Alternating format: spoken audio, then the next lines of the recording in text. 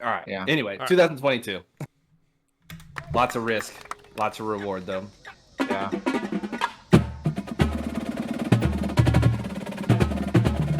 Honestly, never quite played that part right.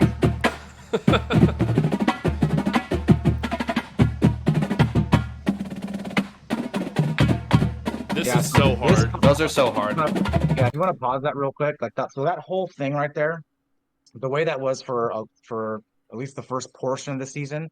Obviously, it's a drum break, but they were like in the back, and like and the bases were standing on a prop, but they were just kind of in the back corner, because and it just had to be staged that way because like again like we're our when the design team like it's so everything is so big picture, you know what I mean? So it's like these horn moments happened beforehand, and so there was no way to get the battery closer, so they were back there.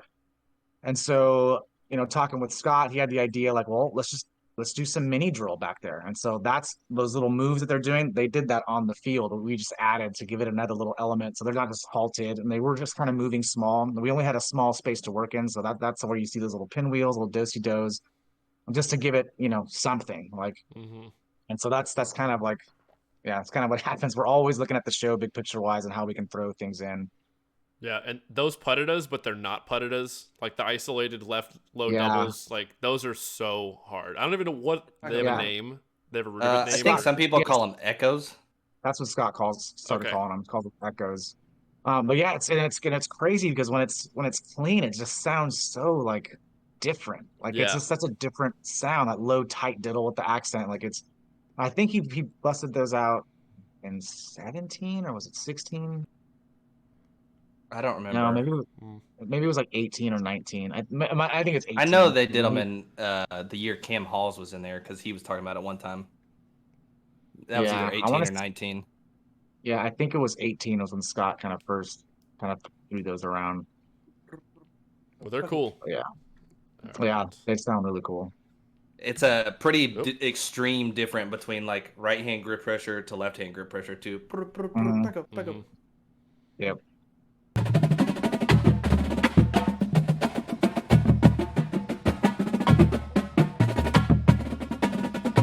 So much rhythmic variety. Oh yeah.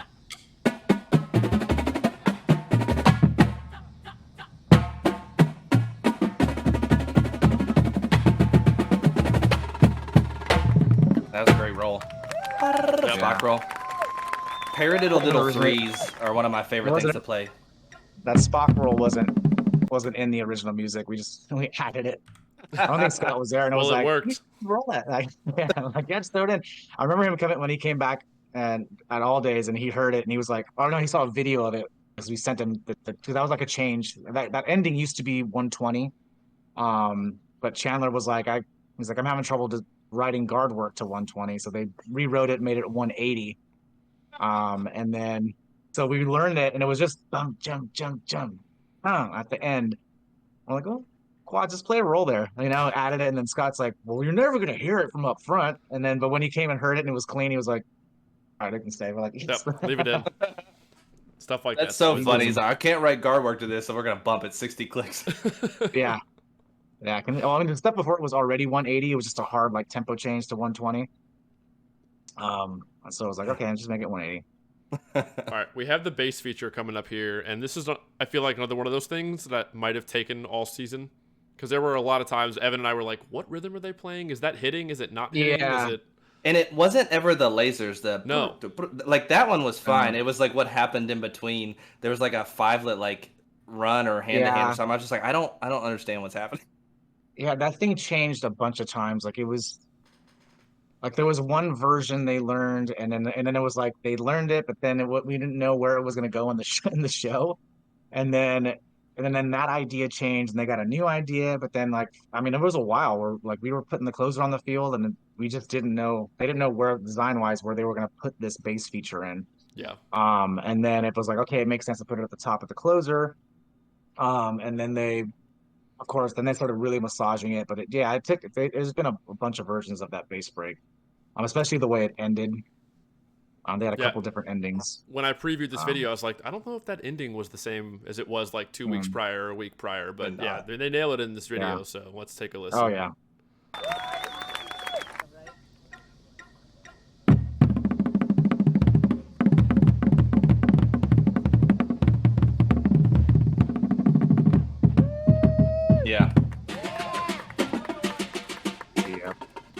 This part seemed like it changed a couple times too.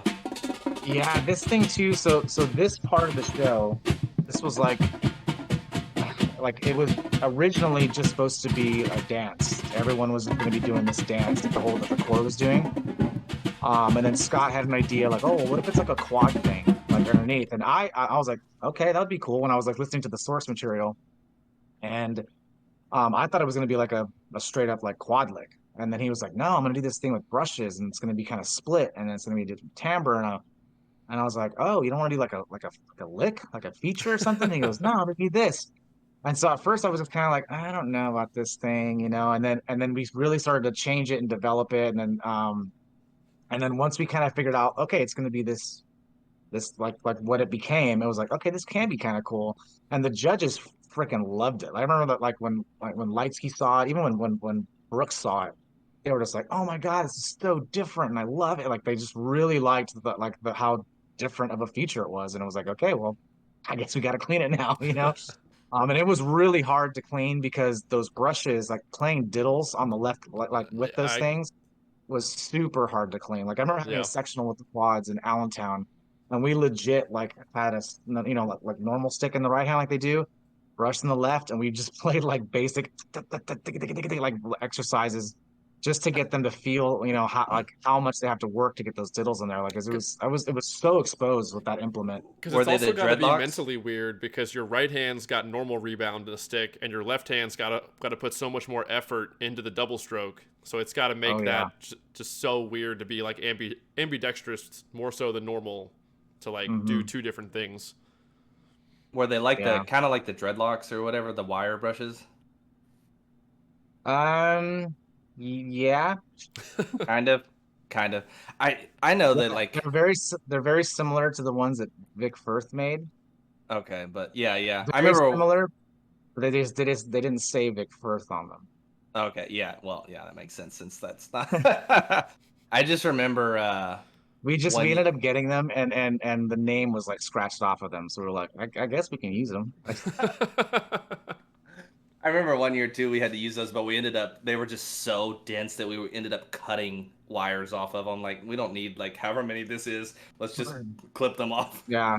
The original idea was we like taped like snare guts onto them.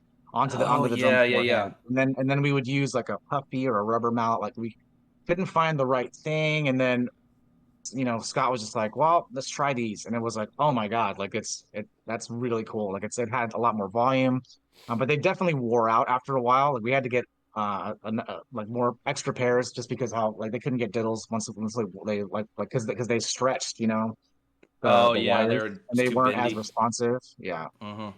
That makes sense. And then the plastic feature. Yep. The throwback. Yes. 94. Yeah.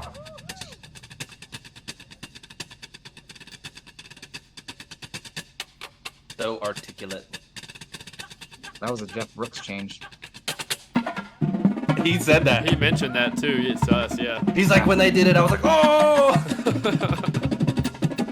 Yeah, this was crazy. The quad excel. And these scrapes, everything here, that wasn't there, the original.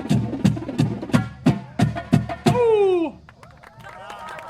Yeah, so the original idea of this was the quads were playing pretty much what the snares were playing on those like eighth notes, and then it was supposed to be this huge split. Like the first idea was excelling, and quads and snares were playing the same part, which is what the snares are playing right now. Like they do like a quarter note thing, and then it's like a monkey eighth note split. And then the idea was, as the thing kept getting faster and faster, they were going to be doing like stick tosses and stick tricks, and you're just going to be seeing sticks like fly everywhere. But it just got so fast. It was like, okay, like we can't. And plus, some of the guys weren't very good at tossing sticks, and so we had to figure out something else to do. And so I just was like, well, what if the quads just filled it in underneath? You know what I mean? And so I just did a version of them doing like eighth note scrapes into the triplets, and then the 32nd note scrapes at the end. Was kind of how that whole thing developed. Yeah, and it ended up being pretty cool. Building the density to the climax. Yeah. Yep, it worked. Yeah, that was a fun little feature. Oh God, this section. I'm sure you can tell with the early mids of this one, of this chunk. Yeah, all those tap fives.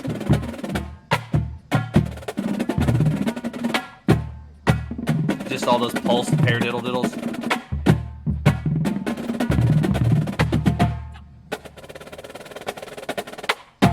Nice. Yeah, Good so finish. I can talk Yeah. about this chunk real Yeah, sure. quick. I remember that chunk early season. That was Yep. Yeah. So It this was, was when we got this chart. I think it was the April camp when we got it. Yeah, it was. I think it was April camp. We got this chart, and then I remember like we're playing through it in sectionals, and I'm like, "Are you kidding me?" Like I think the tempo was one.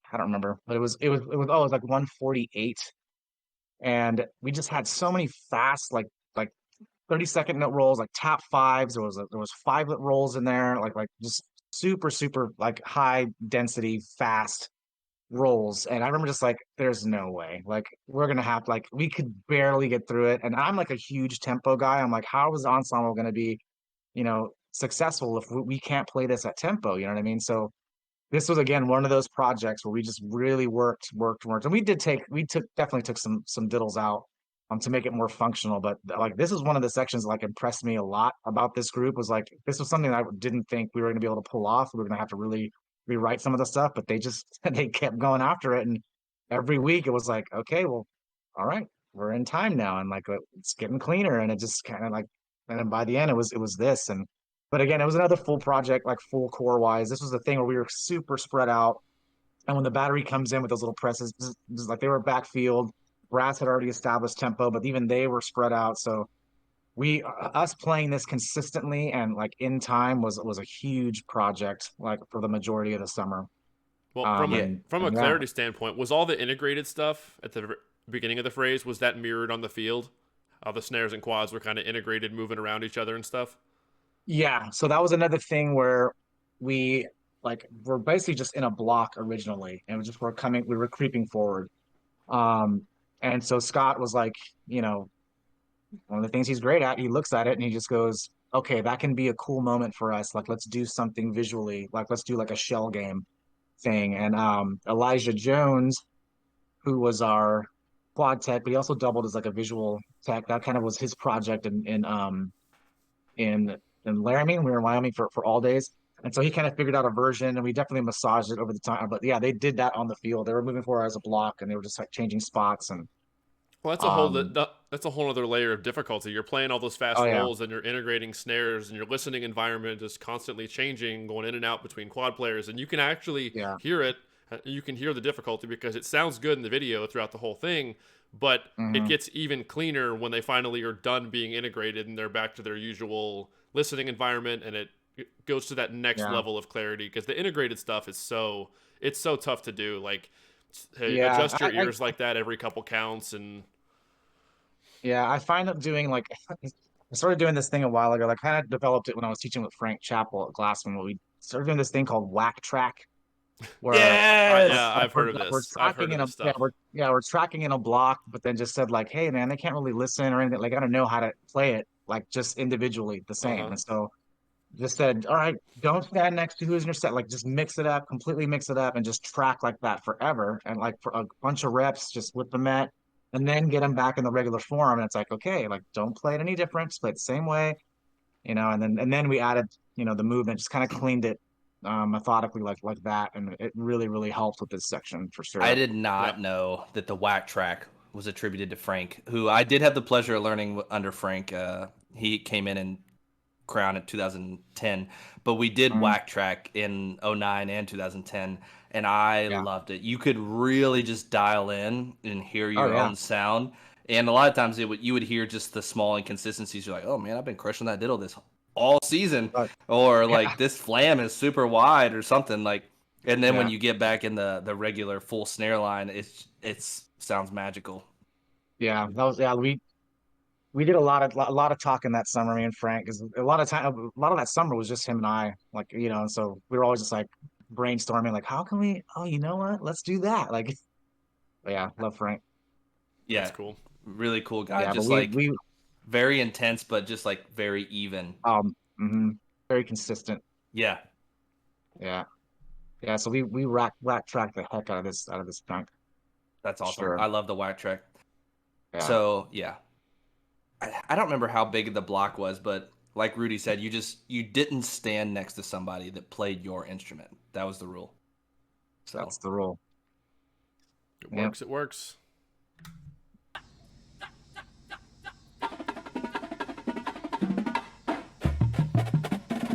They hated that sticking. they hated it. The quads hated the little bongo part. Go back. I want to hear it. I made them keep it because I liked it. At the very beginning here. Yeah, that.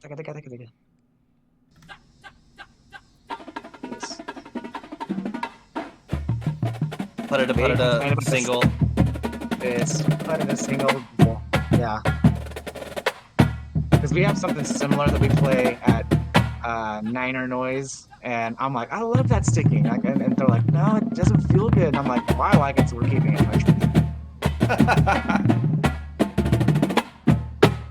Really good open high end roll.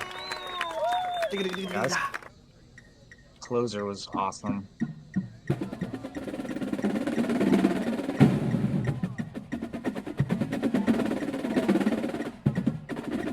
Even though, pause real quick, even though the group was very new and green to the Blue Devils system or way, it really felt like over the course of the summer you were able to capture the essence of a Blue Devils drumline. Just the small subtleties of like the stick inflections or like the visual cues here and there.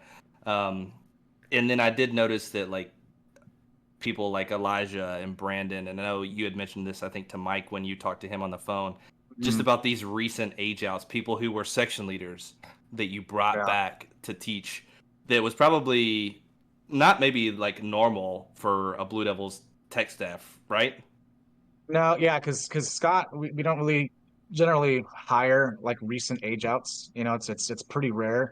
But his idea going in when we were planning for the upcoming 22 season, his idea was, well, you know, we have no vets, but what if we hire, you know, Brandon, Elijah, and Grayson with the bass drums, and you know, because they're recent age outs and they could help. They could be, you know, another a couple more techs, but to really help with, you know, telling them, oh, where the truck is, and you know, because especially like the first week of all days, like they were still very much like tourists. You know what I mean? It's like, hello, no guys, you are the Blue Devils. Like, yeah, that's Like your truck. you're Like, in the core. yeah, stop taking pictures with people. Like, get your drum. So yeah, so bringing on those guys like really helped. You know what I mean? And it especially helped them too, because you know they looked up to those guys. You know what I mean? Like they don't watch videos of me marching anymore. Like they just saw Elijah and of course Brandon. You know what I mean? Like so it really helped them. You know, kind of pass on that knowledge and so that helped big time for sure. Almost like having another section leader that's not a section leader off the field. Like, Yes. Yeah. Yes, for sure. Plus also Smart. a teacher. Yeah. Yep. I think that's super That's smart. really smart though. That's super smart.